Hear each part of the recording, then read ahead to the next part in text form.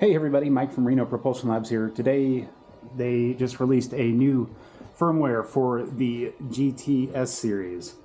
I don't recall the name of it, but it's like it's firmware version 6.208, and we are just about done updating. And I'm going to go over some of the quick new features with you.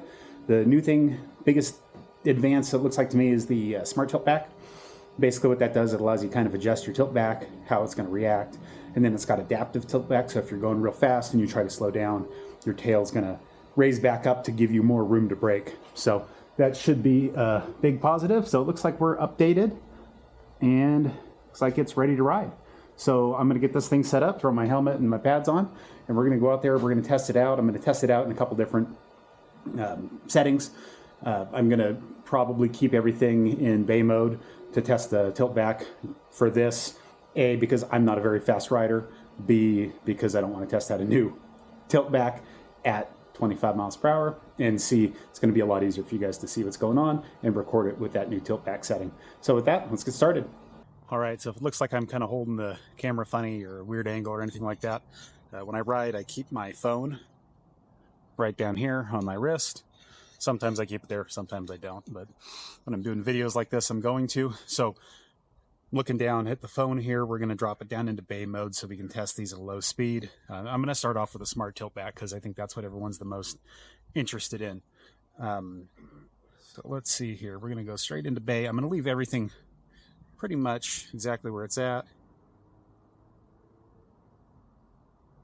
I'm going to scroll down here. We got the gradient. Gradient tracking's new. They've updated that a little bit with different angles. And then pushback angle limit. So let's start off with that. I'm going to go ahead and set that all the way to the front. I'm going to put it on single zone engagement because I like that. And we're going to save it. So this is going to be max tilt back. Again, I'm in bay mode, so it's going to get me up to about 10 miles per hour before it starts pushing back. So let's see what it does.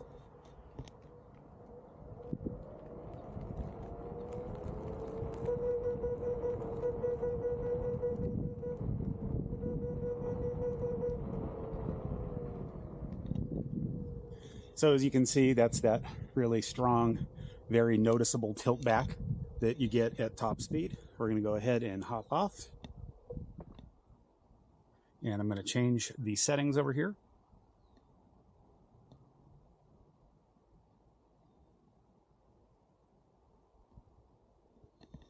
Now this is going to be tilt back at the minimum angle limit. Again, we are still hitting haptic feedback.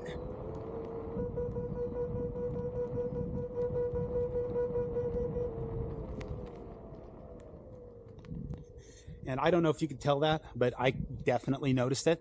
I would guess, and again, this is just a guess, because that slider, if you look at the slider on here, let me get that pulled back up. So the slider, I believe, just gives you, it just gives you a number from -5 to +5. I'm going to go ahead and put that back at 0 for now. And then that number doesn't really give you an angle.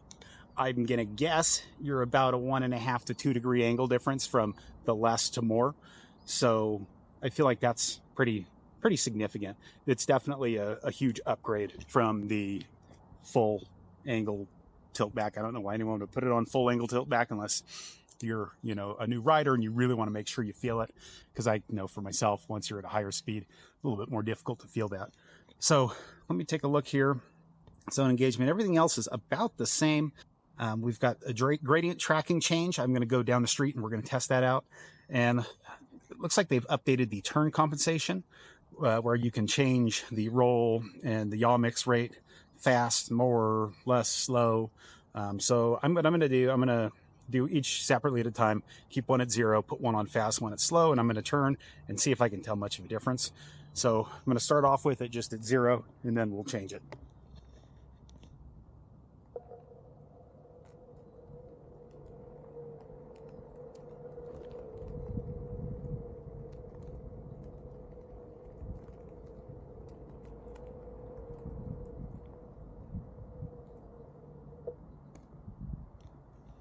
That was 0. It felt pretty bone stock. I'm actually going to go back up here to flow, and I'm going to test it one more time.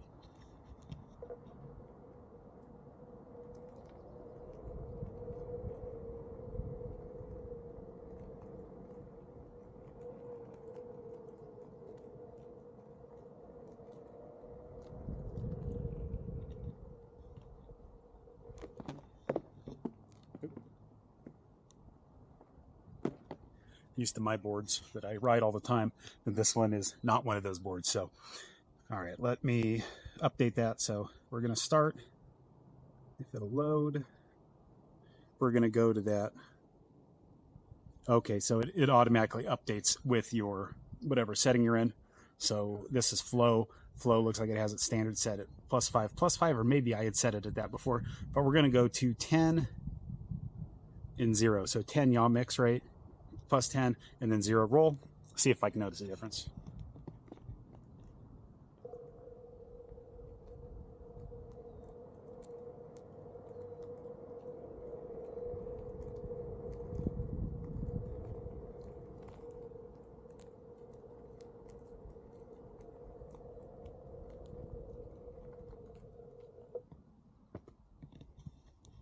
All right, so I felt like the nose was like almost like hunting the ground a little bit more. It was really tilted down. So, and that was at fast with the roll at 0.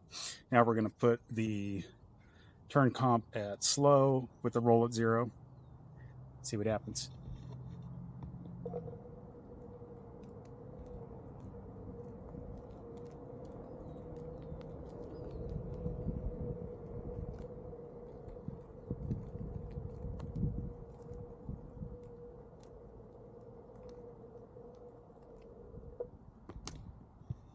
So it feels like the nose is hunting even more. And I guess that's probably because my roll is at 0. And it is still picking the nose up just a hair, but not very much. But now it's picking it up a hair a lot slower. So my understanding on what that roll means is it's how fast, or that setting I've been changing is how fast the nose will lift itself up when you're rolling, and that's more for bank turns, things like that. Fortunately, I don't have anywhere to test that. It's real close to me. I want to get this video out quick, so now we're going to put that one back at 0, the yaw mix rate, so that's kind of at a level, and then we're going to start with more roll, and then we'll go to less roll, and let's see what happens.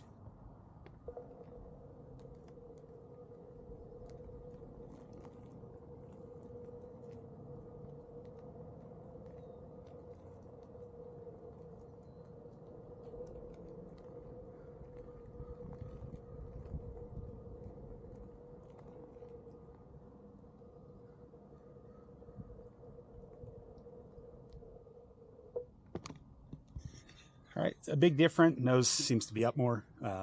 Feels a lot carvier, especially at low speeds. Now let's swap that down to 0 and see what difference, or to the -10, see what difference it makes.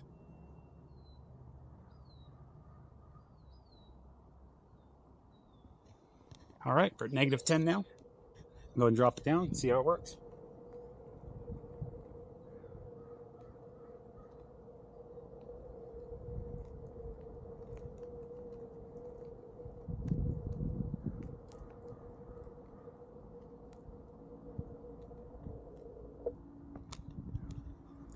I don't know if you can tell there, but you can tell that the nose is really angled down. Really doesn't want to lift the nose up. Feels good, but nose way down. So I think the last one that we have on here is going to be my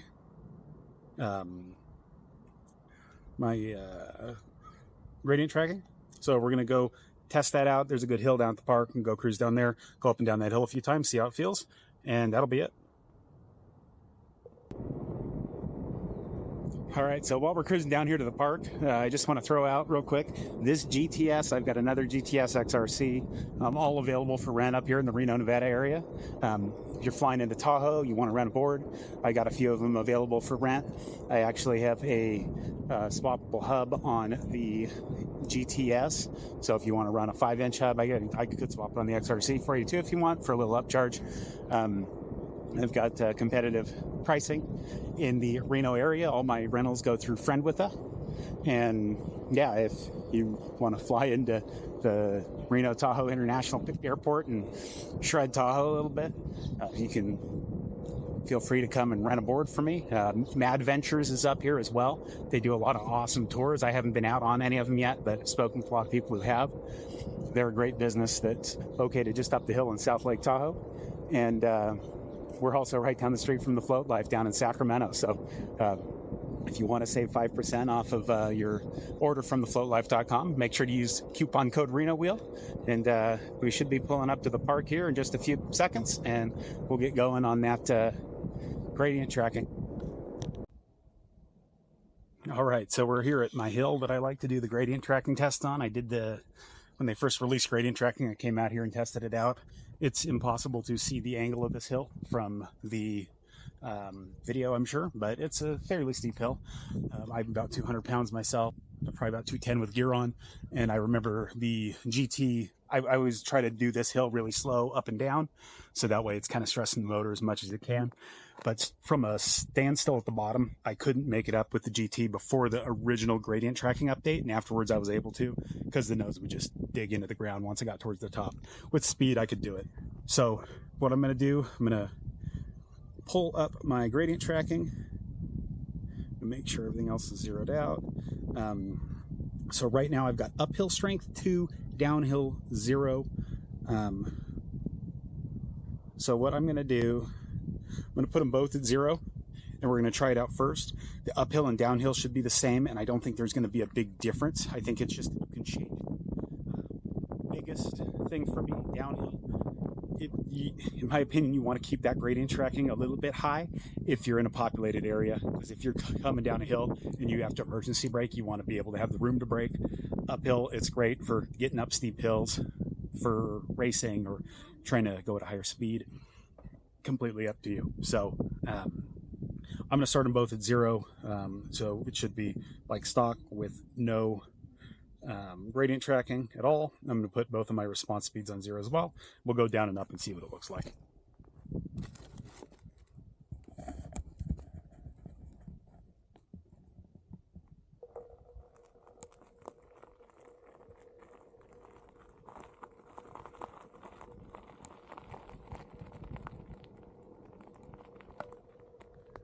There you go, snake.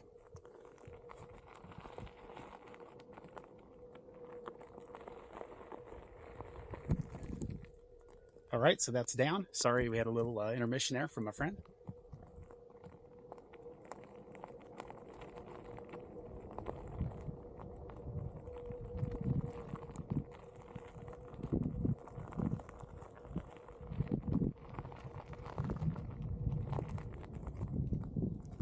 And that's up with no gradient tracking.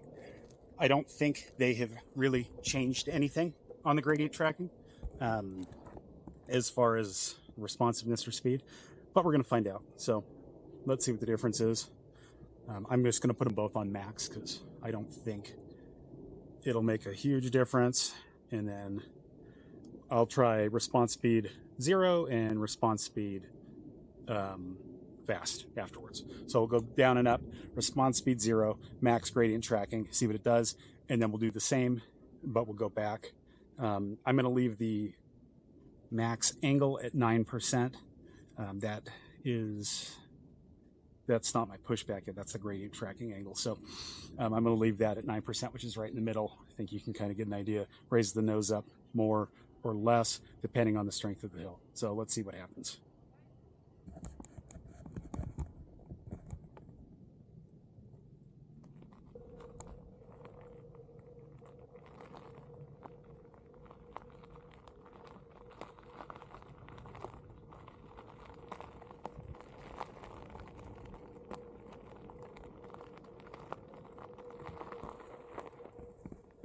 So that was at low speed. Obviously, it responded a lot slower, which makes sense. And it had a pretty good amount of gradient tracking. So let's try it again uphill.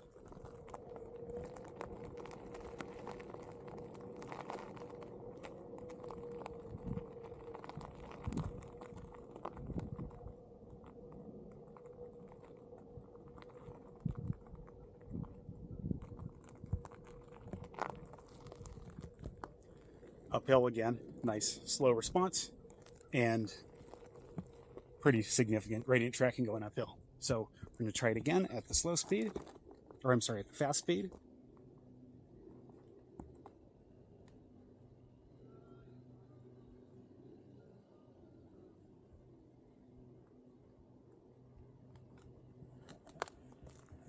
All right, so we're at max speed. We're going to try it again. Now it should just go quicker. it should start doing the gradient tracking more quickly.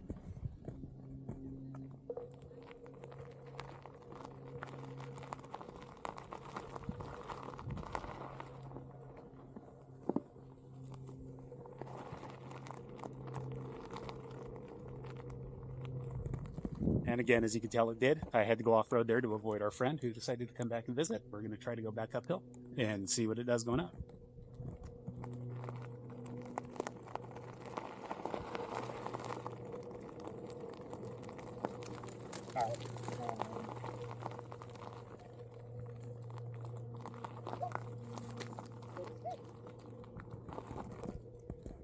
All right, so gradient tracking speed uphill, again, it just moves it up faster or slower.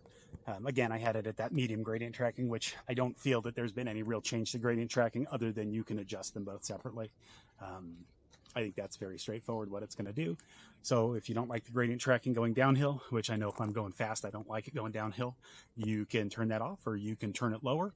And if you don't like it going uphill, you can do the same, but uphill. So I think that's definitely a good added feature. Other than that, I don't think there's anything else that they've updated in this firmware. So I'm going to throw this video together or get it posted for you. And real quick, before I completely let you go here, I want to give the disclaimer. I would not rush out and download this firmware today. I would give it a couple days, make sure if there are any kinks that they get worked out. I updated 0 issues at all. I haven't seen any reports of issues yet, but I'm sure there haven't been a whole lot of updates yet because I'm filming this about an hour after the announcement. So I tell everybody, anytime there's a new firmware update, whether that's your phone, your blender, your Onewheel, EUCs, anything at all, just give it a little bit of time to let some other people be the test dummies. Not everyone's going to watch this video. A lot of people are going to go out and download it, and guaranteed some people's boards will be bricked. And that's because anytime any firmware releases for anything, this isn't a shot at future motion at all. There are issues that need to be ironed out that they can't get out in beta testing. I do know that they were testing this out at, I believe it was Let It Ride this year. One other thing I'd like to point out is you still get the future motion, like that crunchiness that you don't get in a VESC board when you're first taking off. That kind of that noise when you start going. Was really kind of hoping they'd get rid of that in this update, which they did not. Almost went down there. There were some dogs on the path in front of me, and I'm like, I'm gonna go to the right, and that didn't work out so well. But again, I would suggest holding off on updating until a couple other people have updated and gone through the firmware update. When you do update your firmware, make sure that your board is charged up all the way and that your phone stays on and is near the board. It doesn't need to be plugged in. Your board actually can't be plugged in. So that's why you need to make sure you've got a full charge on it, because it does give you a warning if your board dies or your phone dies and disconnects during the update that you're going to lose your ability to ride your board for a while at least. It'll probably corrupt it, probably cause a lot of bad things. So just make sure that you're up to date. I know a lot of people also will say, try to take it away from any other Bluetooth devices. I've never had an issue with that, but better to be safe than sorry. So anyways, I hope you guys like the video. Again, that's the new firmware update. If you're up here in Reno and you want to rent one of these boards, RenoPropulsionLabs.com, friendwitha.com. You can go on my Instagram, my Facebook. I actually just rented an XRC the other day. The guy's got it right now. If you want to fly into Tahoe and rent, you're welcome to fly into the Tahoe International Airport, which is in Reno. Take the board up to Tahoe, ride all week, bring it back, whatever. So, again, RenoPropulsionLabs.com. You can do that. You want to save 5% off FloatLife.com. Use coupon code RenoWheel. Helps out the channel. Helps support this. I keep making videos. And if you feel that this video was helpful or informative, please comment, like, subscribe. And that's it. Float on, my friends.